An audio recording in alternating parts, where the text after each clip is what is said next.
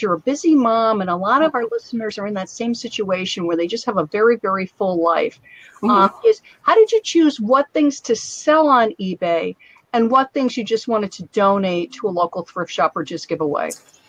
Well, I think really you kind of want to decide how realistic is it that this is actually going to sell? You know, is this something big? You know, is this going to be a really big pain to ship? And actually, before I started decluttering and selling things that way, I used to run an online bookstore. So I had some things for sale through eBay, just books. And so I was very well versed in, getting the packaging together, having your boxes and your tape and your tape dispensers, and just kind of getting into the routine of going to the post office and shipping things that way. And it's a lot of work, right? Like you're not going to do that for, a couple bucks. It really has to be worth your while.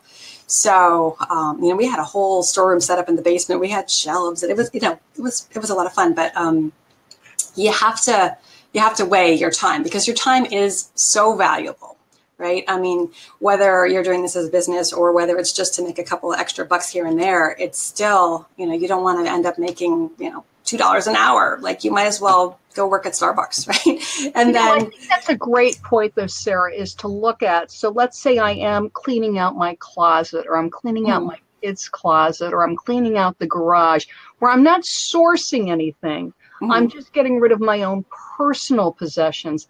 And I know some sellers too are in the situation where they're getting rid of items from family members where they may have inherited an enormous amount of possessions from a parent or an aunt.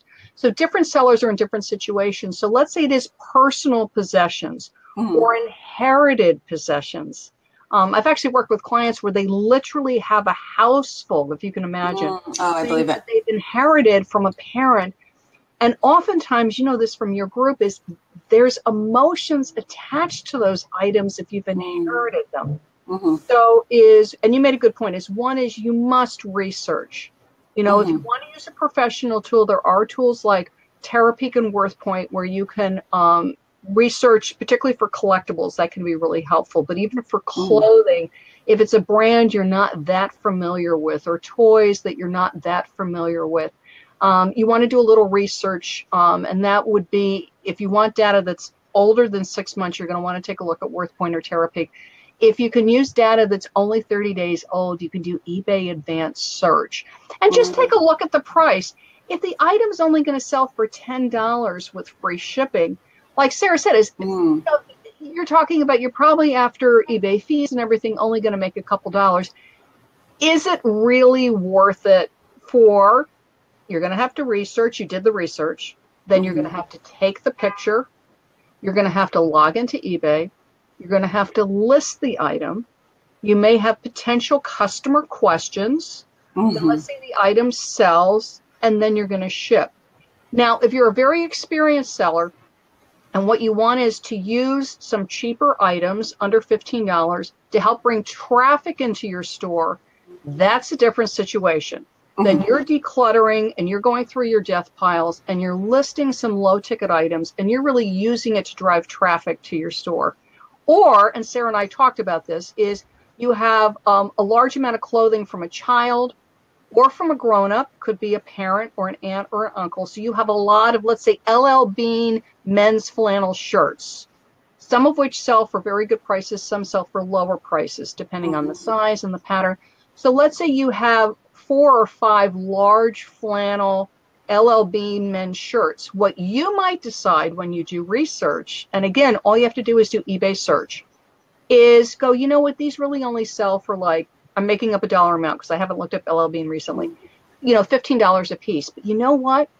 These 3 shirts, and this is where knowing a little bit about shipping helps, I could fit in a padded flat rate envelope, which is only a little bit over $6 to ship.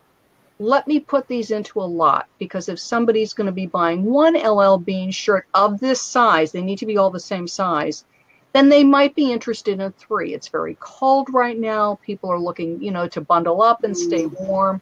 So I actually, for the same amount of time, because I'm doing the research for the item, then I'm going to need to list the item, take pictures of the item. It's going to be more time efficient.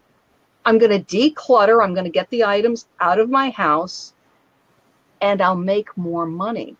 So a lot of times bundling can be a good idea if you really see, like Sarah, like you said, after your research, I'm only going to make $1 or $2. Now, if you're a family where $1 or $2 really matters to you, then absolutely list it. Because if that $1 or $2 is something that your family needs right now, and it's okay that it takes an hour of your time, then go for it. If you're a seller with a large amount of inventory and you're looking to drive traffic, but otherwise take a look at putting things into lots. And if you're really not going to make that much money from it, really consider giving it away. You know, there's plenty of shelters and thrift shops that would really welcome your donation.